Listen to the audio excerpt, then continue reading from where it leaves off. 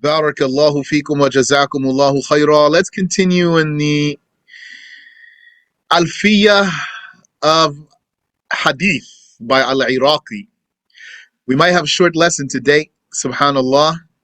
One of our brothers passed away, brother Hanif, Haj Hanif, and we had to take care of his washing and shrouding. So I wasn't able to prepare for as much of the lesson as I wanted to. So I'll cover with you what I have prepared for, inshallah. And we'll just back up a little bit and review too. So we're going to start at the top of this division, the top of this chapter here, where the author says, may Allah have mercy upon him, وَأَهْلُ هَذَا الشَّأْنِ قَسَّمُوا السُّنَنِ إِلَى صَحِيحٍ وَضَعِيفٍ وَحَسَنٍ. The people of this affair have divided the sunan. That's plural of sunnah. Sunnah here means hadith. But you know the word sunnah has other meanings. Sometimes sunnah means everything the Prophet came with, alayhi salatu wassalam.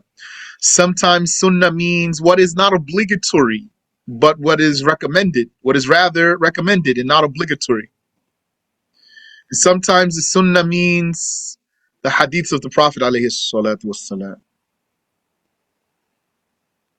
Meaning that which goes along with the Quran.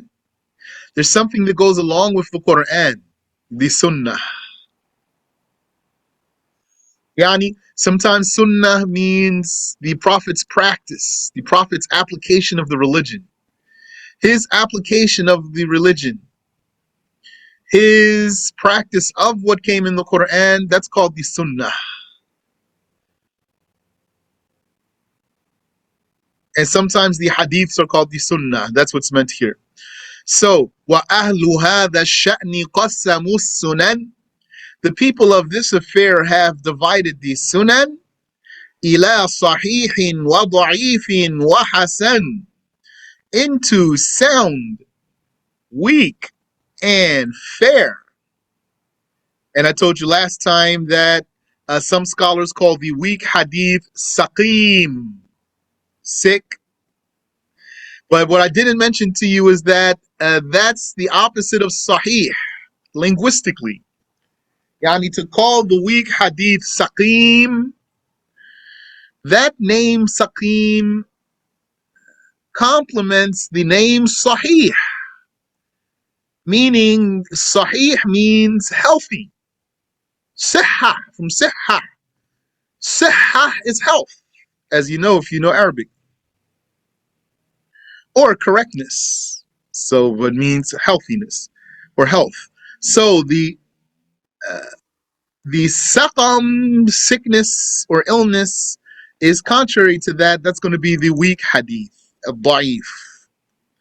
So they have divided the sunan into sound, weak, and fair. Fair meaning hasan.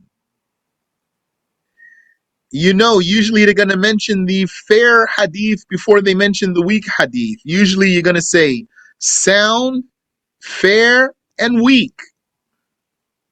But the poet has to work with the constraints of the meter. And therefore, his words get shuffled. فَالْأَوَّلُ الْمُتَّصِلُ الْإِسْنَادِ بِنَقْلِ عَدْلٍ ضَابِطِ الْفُؤَادِ. So the first is what is connected in chain by the transmission of a trustworthy narrator. Here, a trustworthy narrator. Just one? No, not just one. Every one of them is a trustworthy narrator. Then why it doesn't say trustworthy narrators? Plural. What's meant by a trustworthy narrator here is the kind. A kind of narrator who is a trustworthy narrator. Precise of heart. His precision of heart is his photographic memory. Therefore, we are now not talking about a Hasan hadith, because that's not the condition for a Hasan hadith, that the narrator be Dabitul fu'ad, precise of heart. Rather, the condition for the fair hadith is that the narrator be precise in records, in record keeping.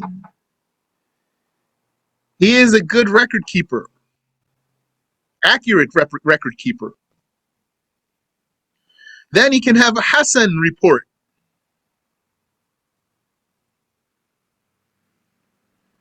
But he's not talking about the Hasan at the moment, so he didn't mention that. So then became clear right here what's in Al-Bayquniyah is slightly muddled, actually. Because he said in Al-Bayquniyah,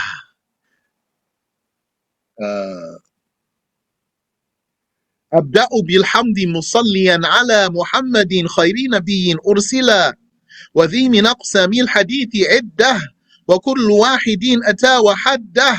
Here, أولها الصحيح وهو ما اتصل إسناده ولم يشذ أو يعل يرويه عدل ضابط عن مثله معتمد في ضبطه ونقله. Here he says أولها الصحيح, the first of them is صحيح, so he's not talking about Hasan.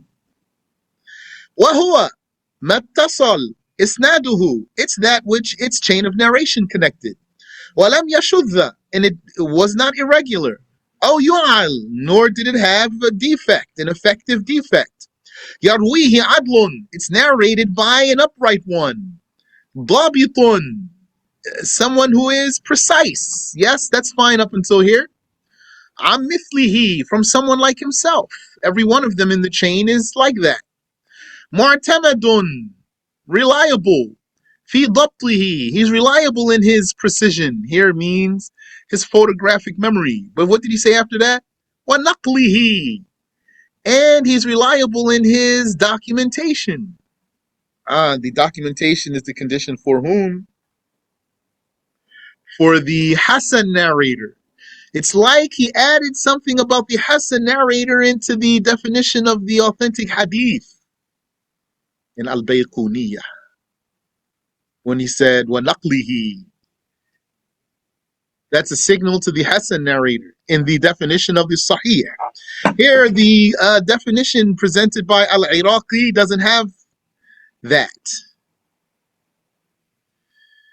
It is purely dedicated to the Sahih Hadith. The people of this affair have divided, and we'll start from here, line 12. فالأول المتصل الإسنادي, the first is the one with the connected chain. بنقل عدل, he did mention the naql though. He did mention the naql here, like an Al-Bayquniyah, but one of the explainers of Al-Bayquniyah pointed out that the naql, the reference of the naql in Al-Bayquniyah goes to the Hasan reporter. بنقل عدل ضابط الفؤاد, by the transmission of a reliable one who is precise of heart.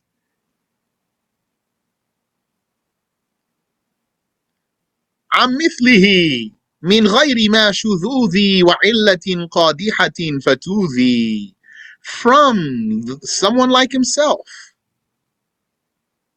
without any irregularity nor defect.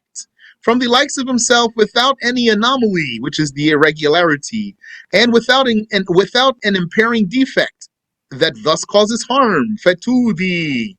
Question: what is the anomaly or irregularity? What is the anomaly? What is the irregularity? Now someone has to tell me the answer.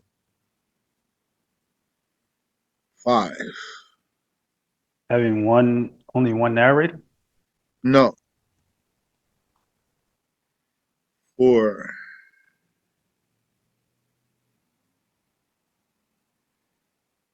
3. 2. 1. Okay. Now you're going to tell me next time. The irregularity or the anomaly in the hadith The irregularity or anomaly that is cited in the definition of a Sahih Hadith, meaning the lack of such an anomaly that is cited as a condition for a Sahih Hadith. It is for the Hadith to apparently be authentic. It appears to be authentic. There is no obvious defect in it. The chain itself is an authentic chain. The text itself has nothing contrary to the fundamentals of the religion. So there is no apparent defect in it. However, the scholars found it. Hold on. The scholars found it in opposition to something more reliable in such a way that you cannot combine these reports. Then one of them has to be rejected. So that report that seemed to be authentic but was rejected for what is more reliable, because we could not merge them, that's the anomalous report. That's the shadh. So the report itself is described as shadh. That means anomalous or irregular. And the attribute of the report is shudhudh, anomaly or anomalous or irregularity. The report has irregularity and therefore it is irregular. Or the report has an anomaly and therefore it is anomalous. Take note of that. Now, maybe I have asked this same question less than 10 times, I'm guessing. But that means close to 10 times. I don't think ever one time I asked what this means and someone told me. So, next time someone's going to tell me, inshallah. And we are starting here, line 14. The author says, وَبِالصَّحِيحِ وَالضَّعِيفِ قَصَدُوا فِي ظَاهِرٍ لَا الْقَطَعِ وَالْمُعْتَمَدُ إمساكنا عن حكمنا على سند بأنه أصح مطلقا وقد خاض به قوم فقيل مالك عن نافع بما رواه الناسك. Okay. He says, وَبِالصَّحِيحِ وَالضَّعِيفِ قَصَدُوا. By sound, sahih,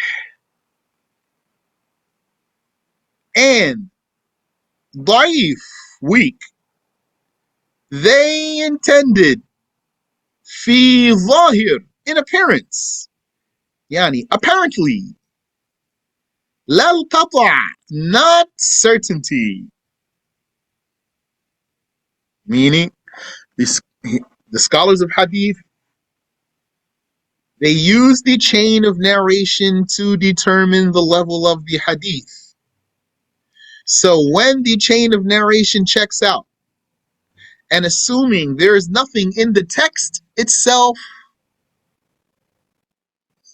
that harms the authenticity of the report, then they are going to judge the report according to the chain. If there's nothing in the text that's against the religion, then they will judge the text according to the quality of the chain.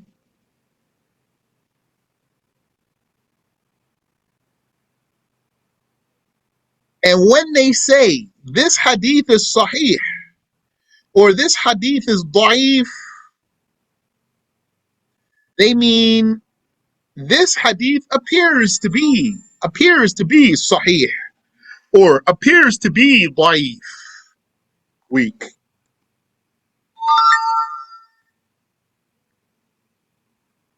Shay, is that still the anomaly for that da'if? No. Okay. That's for the sahih. the lack of anomaly is a condition for a hadith to be sahih. So let's back up real quick here. Sahih hadith has, who can tell me a number? Sahih hadith has how many conditions for acceptability? These are called conditions of acceptance. Shurutul qabul. Write that term down if you don't remember it, so I can ask you another time. Shurutul qabul, conditions of acceptance. A Sahih hadith has how many conditions of acceptance? Tell me a number, please. 5, correct. Now, since we're there, a Hasan hadith has how many conditions of acceptance, please?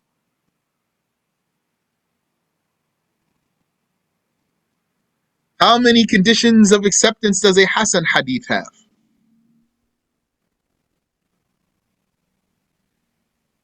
Not 4. No, not 3. Not 2 also. The answer is 5. Also has 5. Hasan hadith also has 5 conditions. Just one of them is different one. Yes, shurutul qabul. Shurut al-qabul. Shurut, S-H-U. Al-qabul.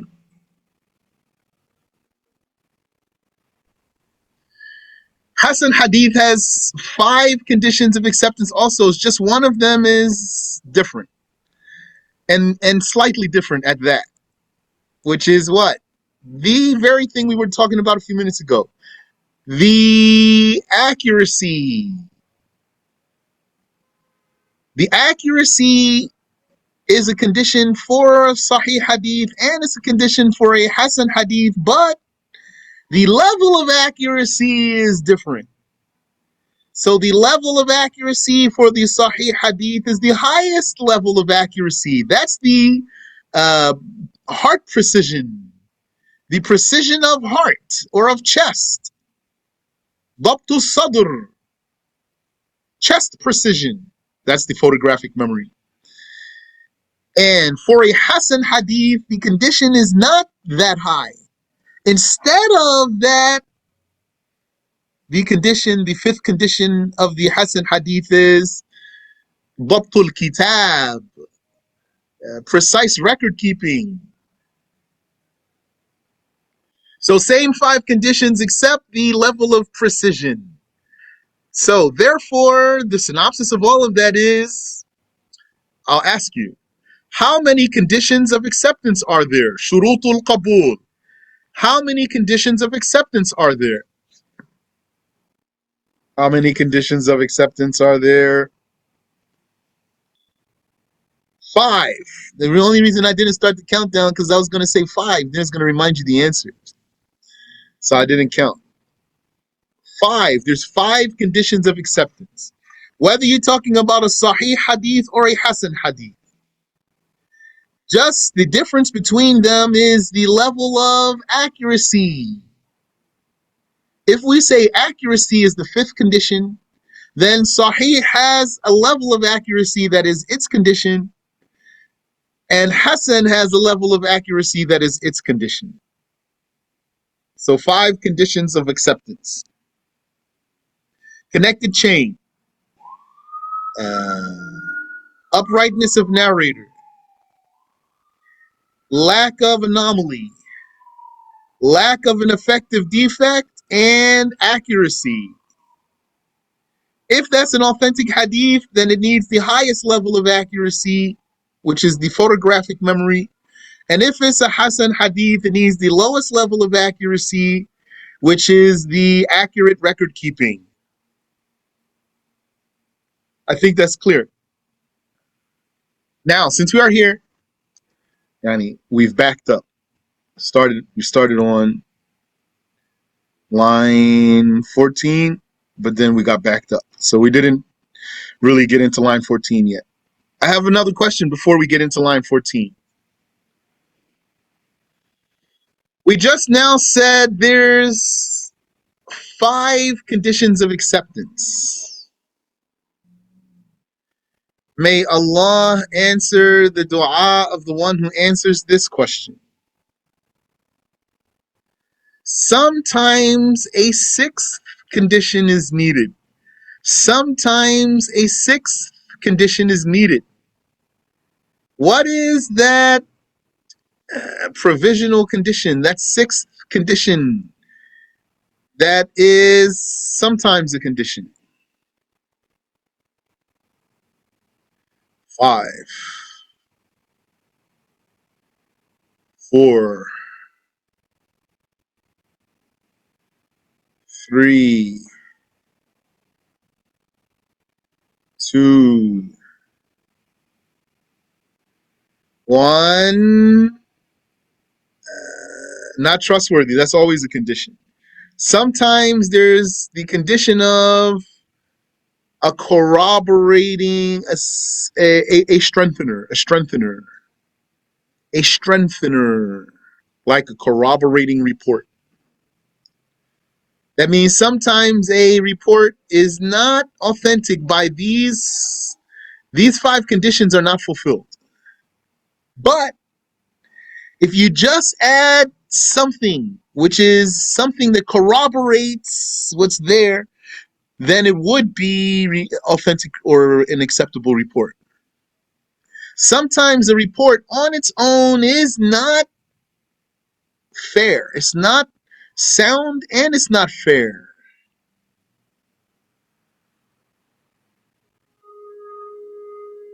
So it's weak. If you just, though, introduce what reinforces it and shows from outside of itself that it's really true, like another report,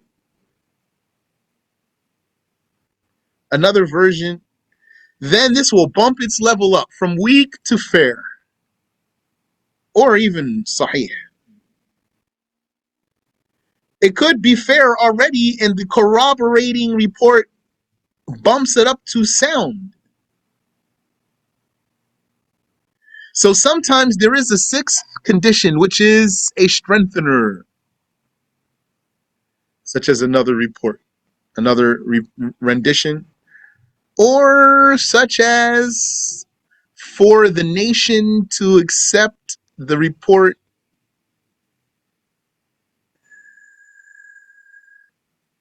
and not reject it.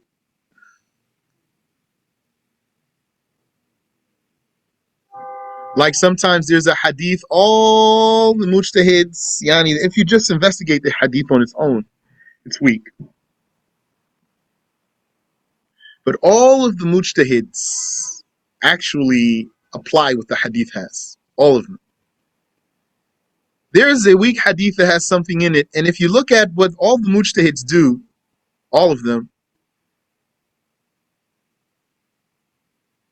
it complies with what's in that weak hadith. This will strengthen the hadith. And don't forget, some scholars divide hadiths only into 2 categories, sahih and da'if. Yani sahih and saqim. Some of them say there's 2 categories, sahih, healthy, and saqim, ill. And according to them, Hasan falls under sahih. They do recognize that these reports have different levels, but they categorized, some of them categorized Sahih and Hasan into one category, while still recognizing the variance between their levels. That category, there is such a category anyway. Yani, even if you say, the way we usually say, which is that there are 3 levels, 3 ranks, Sahih, Hasan, and Da'if.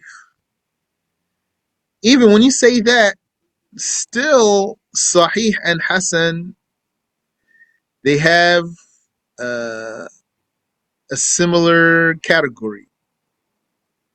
It's called maqbool, acceptable. Maqbool, acceptable. Continuing here with the 14th line. وَبِالصَّحِيحِ وَالضَّعِيفِ قَصَدُوا. By the sound and the weak, they intended fi ظاهر, in appearance, لا القطع, not certainty, because it's possible that the liar in this instance, someone who is a liar in this instance, told the truth. So if we say this hadith is da'if, that doesn't mean it's fabricated. Doesn't mean it's fabricated, rather it means it doesn't fulfill all of the conditions of acceptance. A hadith could be weak while what it contains is completely correct. Just because a hadith is weak doesn't mean that its contents are rotten. That because just the person shape, Sorry? because of the person may be right.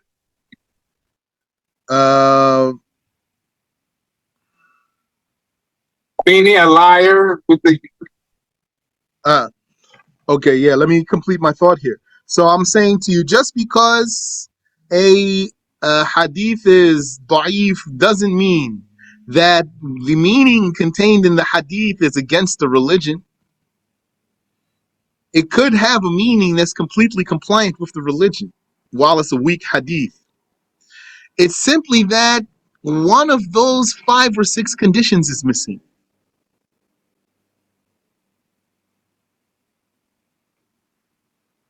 Like there might be someone missing in the chain. So now it's a weak hadith. That doesn't mean that what is the actual hadith is wrong. This is what I'm saying. Is this clear? Naam. Okay. This doesn't mean that what the text of that hadith contains is wrong because, for example, there's a missing narrator, or because that report was weak in another way. Yeah. And likewise, when they say the hadith is sahih, they're not saying it is for sure that the Prophet said this. They are going by the chain of narration first and foremost to say what they are saying. And it's known between them. It's known to those who studied the science of hadith that their grading the hadith is based on what appears. When we say what appears, that's because it's possible for a liar to tell the truth sometimes, just like it's possible for the accurate one to be mistaken sometimes. So when we say that it's weak, that doesn't mean that it's fabricated. And maybe it's weak because of a weak narrator, but it's possible that the weak narrator actually was right this time. However, he is a weak narrator, so we are going to grade the hadith. His presence depreciates this chain. Hopefully, there's something else from another route, something corroborating to patch the gap or the weakness that is caused by this weak one in the chain. So it's not fabricated, it's just weak. And just like the Sahih Hadith with its high qualifications,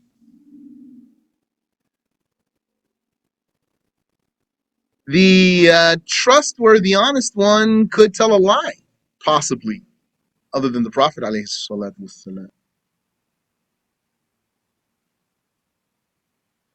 Or something else. Something else such that we acknowledge the room for error when we say this hadith is sahih, and we acknowledge the room for error when we say this hadith is da'if. And that our grading the hadith like this or like that is only by what appears from the chain of narration. Let's stop here. Then we can start with line 15, he wants to talk about the most authentic chains of narration. You have a question I can answer, please? You said, in the case that although a companion may lie, he won't lie when saying the Prophet said. That's true. Alayhi salatu wassalam. The Sahaba do not lie on the Prophet sallallahu alayhi wasallam. Not a single one of them. Ameen wa fikum. That's the meaning of what the scholars said when they said, As-sahabatu kulluhum rudul. The companions, all of them are upright, or all of them are trustworthy. They did not mean in their behaviors. They meant in their hadith reporting. The scholars gave the Sahaba, the companions of the Prophet sallallahu alaihi wasallam, special status in the hadith narration, which is that they are the ones whose hadiths are acceptable even if they are major sinners. The Sahaba. They don't lie on the Prophet alayhi salatu wasalam, and the proof for that is al-waqi', yani the reality, the destiny that has come to be, like we talked about. I don't know if it was this class or another one, but we see that our religion is coherent. So this coherence that we enjoy and is so mentally satisfying for us in our religion, and it strengthens our faith that we have the right religion. For other than the companions, it's a condition that one would be clear of the major sins and some other things. While as for the Sahaba, this is not a condition. Even the major sinner amongst the Sahaba, his hadith report is acceptable. And he doesn't lie on the Prophet. How we know he doesn't lie on the Prophet? Because if the companions would have lied on the Prophet, alayhi salatu wasalam, we would not have this coherent knowledge today. It will all be jumbled. How do you expect that all of this very, very sensible and consistent religion is passing on century after century? You think that's going to happen if there are fabrications, if it's riddled with fabrications as its sources? Those fabrications would have destroyed the religion. Then we would have wound up like the Jews and the Christians. Ameen wa fikum.